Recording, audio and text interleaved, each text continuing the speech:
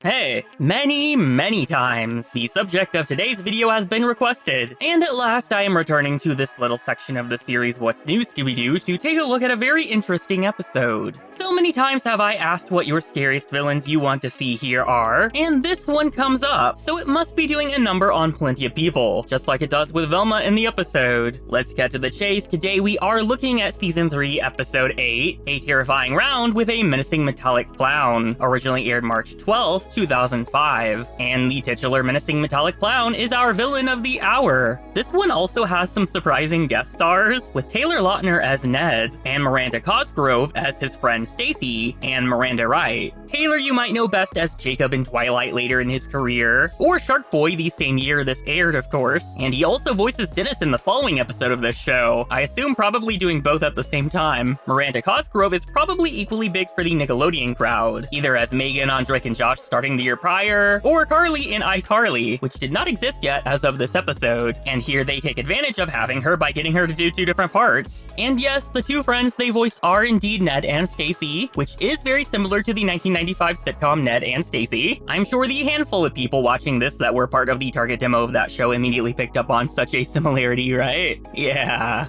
On home video, this one landed on the final 10th volume DVD of the show at the end of 2006, where I first experienced it. I definitely remember this cover, but weirdly, the DVD treats this as a bonus episode or special feature to the other 4, which was the standard number, instead of just noting it has 5 episodes this time to finish the show. This kind of feels like the equivalent of a doll having the shoes removed in the box to advertise them like they're an accessory, when it's really just part of the doll. So this is just part of the final episodes, but we can pretend it's a real bonus feature to seem like you're getting more bang for your buck. I mean, you are. It is a full episode, but still. It did also make it with a couple of other episodes on the 2013 Circus Monsters themed DVD. Though this clown isn't really a circus monster, they could have just said the clowns and it would still fit the other two. Anyway, I know you want to hurry up and get to the spooky part, so let's go ahead and get on with it.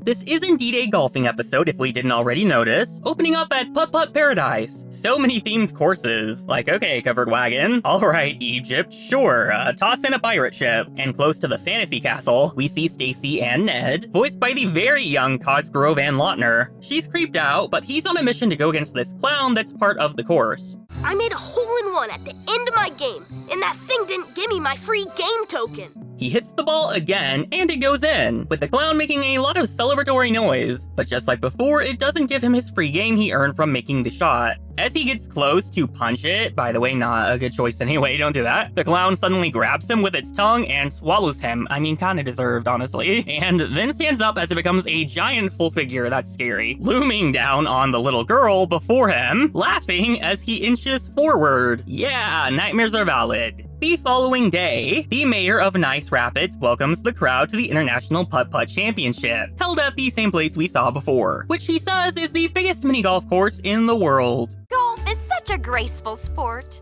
Give me hockey any day. Skating with the fear of getting clobbered into the ice. Now that's graceful.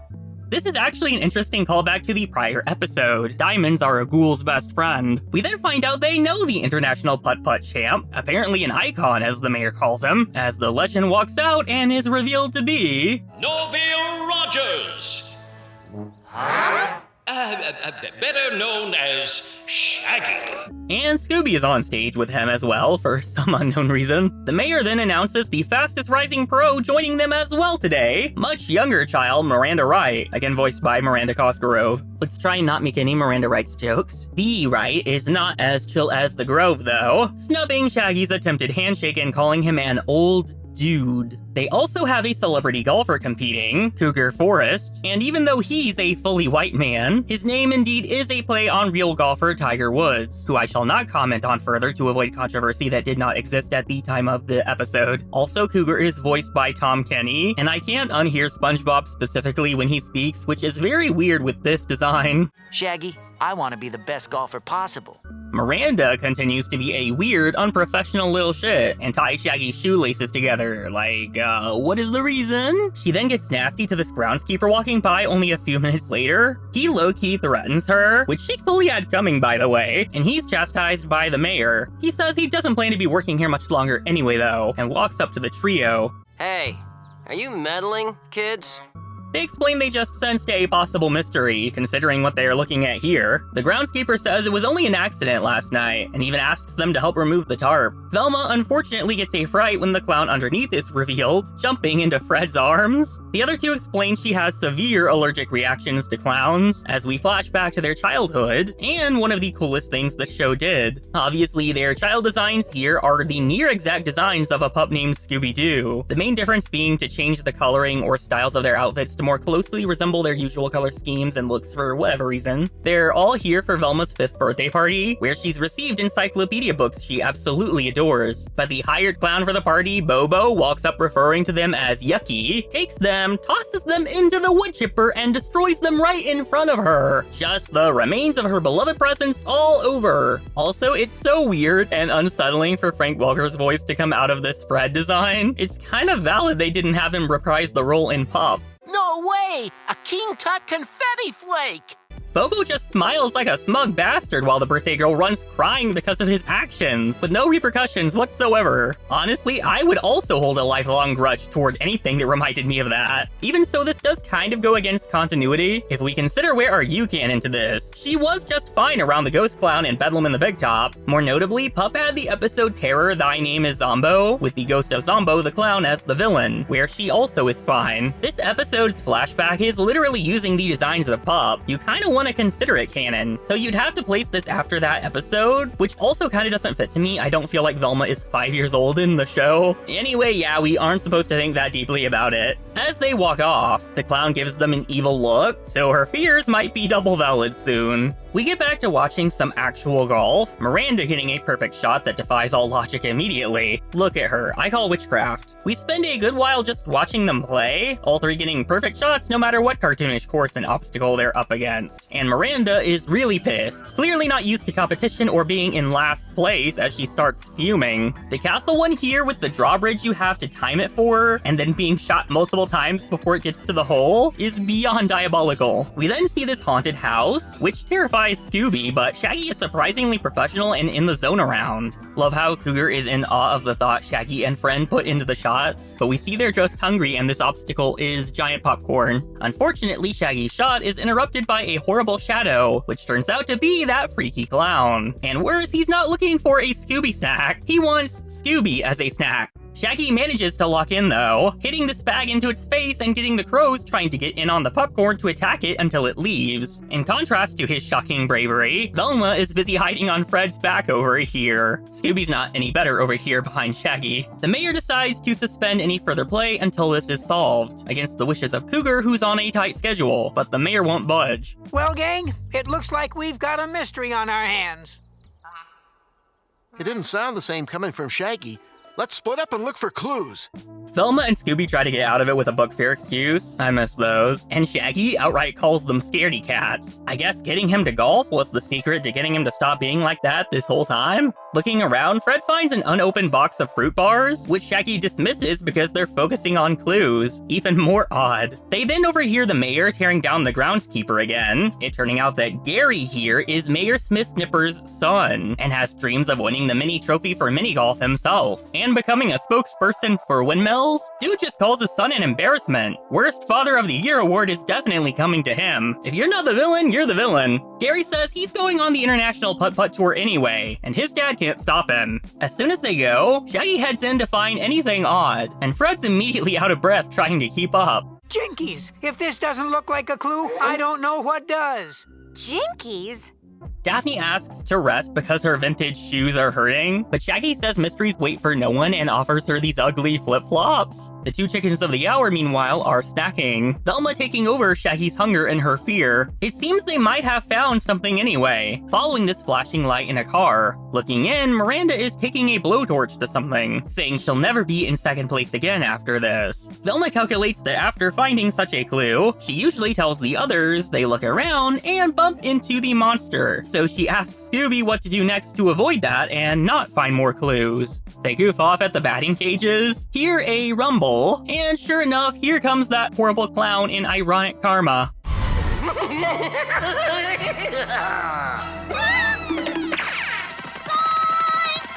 Velma's in trouble. Let's go help her. look for the final compilation of What's New Scooby-Doo Volume 10. Scooby-Dooby-Doo! Shaggy, Fred, and Daphne look around the arcade for the others, with Fred in particular not feeling great about it this time. Mind you, Shaggy is clearly standing on the foot of the clown as he sasses him for not being brave enough. Daphne finally realizes and they look up to see their tormentor laughing away. It's a good thing I didn't try and stick a quarter in him. The real question is where he was going to try and stick it. They run off and we get the chase song of the episode, this time being Something Special, performed by Civ and released originally in 1998. If you don't know the band, they stopped being super active or releasing new music in 2000 before this episode even aired, so they aren't exactly doing too much to keep in the public eye as a group, but they did have some reunions, one as recently as 2024. For the episode, as is typical, it fits just fine and has nothing to do with what's visually happening, just like any similar chase songs of the original show's second season chases. Lots of interesting things at a place mainly meant for golf though. We even see a ball pit area for the clown to scare the men. I guess it makes sense though, I just obviously don't go golfing enough to know how much of this is normal. The batting cage area does give me some serious cyber chase flashbacks though. Love them hiding disguised as trees as the song ends as well. They see Cougar walking around nearby, Shaggy immediately pinning the clown on him, listing his motives for wanting to get rid of competition, and scaring Daphne with how much sense he's making. Not enough though, the clown pops right up, eats Cougar, and lets out a stinky burp. Then it sees the obvious trees this time and chases them to the pirate ship, cornering them on the plank. Fred at least gets an idea and counts down to a jump, and after getting away, everyone still tries to look inconspicuous, but in Egypt. Yeah, that looks normal. Any clown can tell you trees don't grow in a desert. Maybe if clowns read encyclopedias, which we know they don't. They run off again. Fred gets another bright idea, and they all just lie down here where the clown simply slips and flies off. Sure, might as well. Back at the championship stage, we see Cougar is back, even though he's supposed to be abducted by the clown right now. As the gang catch back up, the mayor announces he's canceling the rest of the tournament. Well, actually, no. The giant clown ate Cougar for us.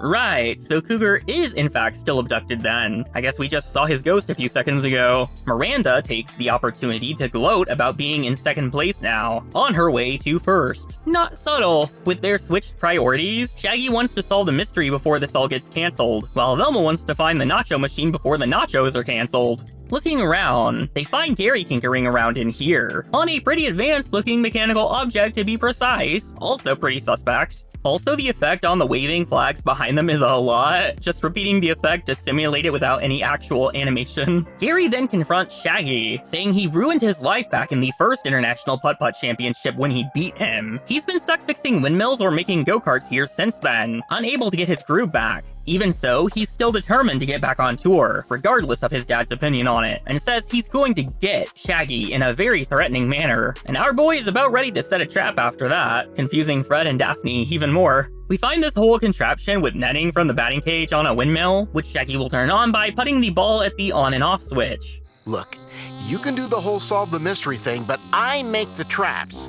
As for getting the clown over here, Scooby and Velma will act as bait. the chickens are not into it, and Daphne offers Scooby snacks, but Velma isn't that far gone yet. Will you do it for a set of new encyclopedias? On CD-ROM?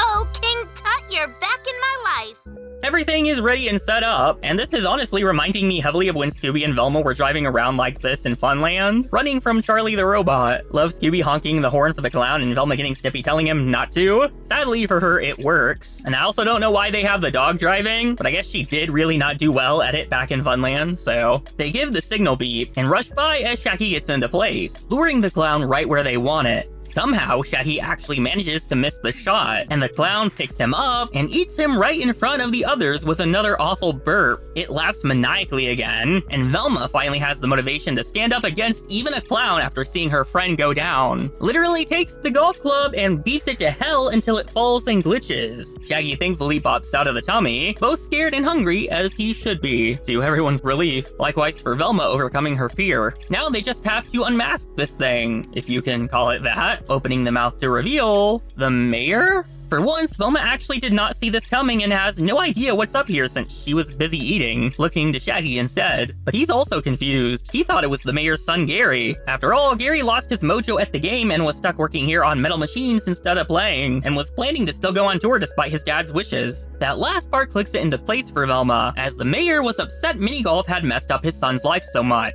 As such, he wanted to ruin minigolf entirely and force his son to move on by ruining the tournament. Velma's back! And I would have ruined it too if it weren't for you meddling kids.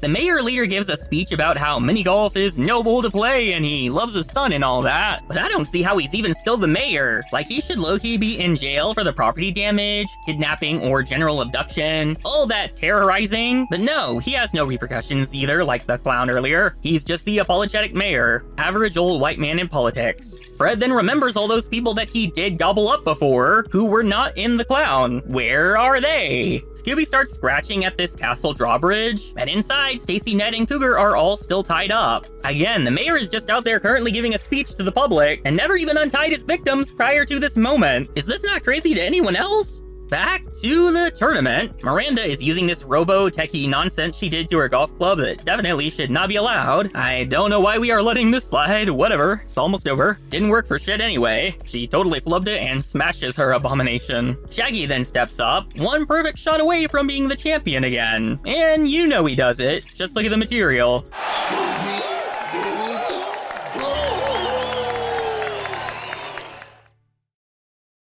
And that's a terrifying round with a menacing metallic clown. I can very much see why this has been so requested. I definitely should have gotten around to it sooner, sorry, don't know why I put it off for a while. The monster for this one is interesting. It's definitely scary as far as clown designs go, especially with it actively eating people. I do kind of wish there was more explained or set up about him. He's just part of the obstacles and course that's come to life. Nothing littered about when it comes to a haunting or lore to that particular clown. We just looked at the San Francisco episode, and that's where I think things really shine, when there is a backstory to the villain of the episode. Here, there's not really anything to grab hold to that would help make the clown even scarier. You're kind of just going off the look and the vibe, which is good, but I do think as a whole it makes it a little bit weaker in that department. It's not weak when it comes to who is behind it, though. We even have some pretty good red herrings. Miranda obviously being seen doing some suspicious mechanical work, and making all kinds of messed up threats with good reason to potentially be the clown. Cougar, of course, has some similar reasoning, wanting to win the championship and all that. He's pretty easy to rule out before he's even abducted, though. He's hardly a character, really. Gary, most of all, has pretty good reason with a defined and fleshed out backstory that ties into a member of the gang, and actively making threats against him, while saying he plans to return to the tournament. I think it leads back to his dad, the mayor, fairly easy as well. I feel you sort of pick up on the dad not liking his son going back to minigolf with how much emphasis they put onto it. Gary is suspicious, but they focus on that an awful lot for it to not matter, and it wouldn't matter all that much for Gary's own motives to be the clown. All he has to do is be good at golf to prove himself to his father. As for the father, the mayor really is kind of terrible. Not only does he say absolutely awful things to his son, but his motive is either to try and get revenge for his son, or at least to get his son to move on, while actively saying horrible things to him. So you're emotionally abusive to your child for one, while trying to help him. Very confused motivation. And as the mayor, he's putting his citizens and someone famous actively in danger by abducting them and breaking laws while doing all his clown activity. And after they catch him, he doesn't immediately say, hey, here are those victims of mine that I hid away, sorry about that. He goes on to give a speech and forget about them. So if the gang hadn't remembered and looked for them, they might still be in there. They could have died in there for all we know. The fact that he doesn't go to jail for this stuff and just continues to be the mayor has to be one of the most insane endings to an episode. Why is he just free in the final scene? Why is he not behind bars right now? Sometimes you can understand when they let a villain get away with things. They didn't really hurt anybody and they didn't break any laws. This dude definitely put people in danger and broke laws.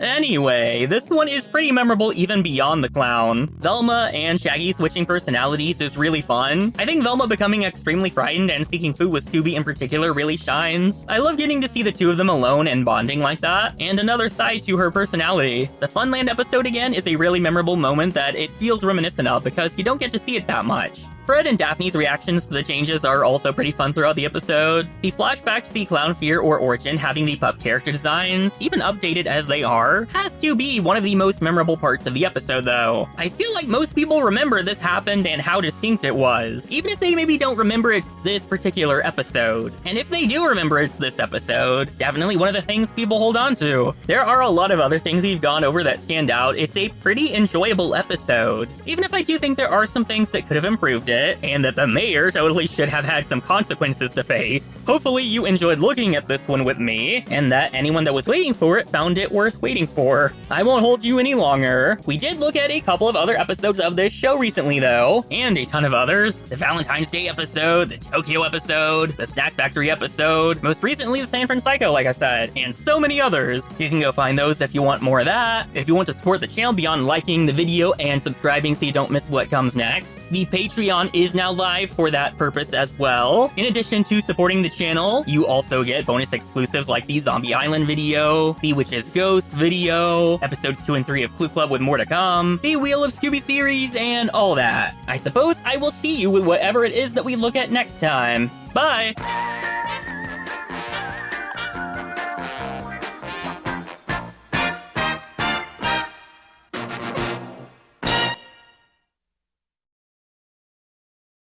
Oh my god!